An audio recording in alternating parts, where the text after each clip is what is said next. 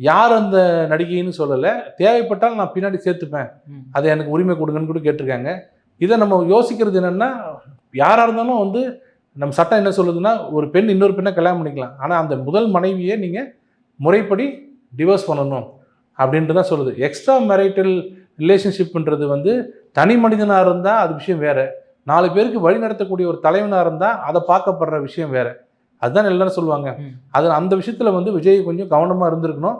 விஜயை நம்பி போகிற அத்தனை தொண்டர்களுமே அதை கொஞ்சம் அந்த அந்த இதை கொஞ்சம் உத்து பார்க்கணுன்றது என்னோட இது. இதை வச்சும் டிசைட் பண்ணணும் ஒரு தலைவரை. அப்படி ஏற்கனவே அவங்க அப்பா அம்மா மேலே இருக்கிற பிரச்சனைன்னு ஒரு வந்துச்சு. அப்பா அம்மா கவனிக்க மாட்டாங்க, அதுவும் சொன்னாங்க. அது ஒரு முக்கியமான குவாலிட்டி அதில் எலெக்ஷனில். எம்ஜிஆரோட மிகப்பெரிய வெற்றி காரணமே எம்ஜிஆரோட வெற்றி காரணம் அவரோட நடத்தை பப்ளிக் லைஃப்பில். அதை வச்சு தான் அவர் உயர்ந்துருந்தாங்க. நம்ம என்ன வேணாலும் 1000 பேசலாம், பின்னாடி புரளி பேசுறதுலாம் வேறு, அது நிற்காது.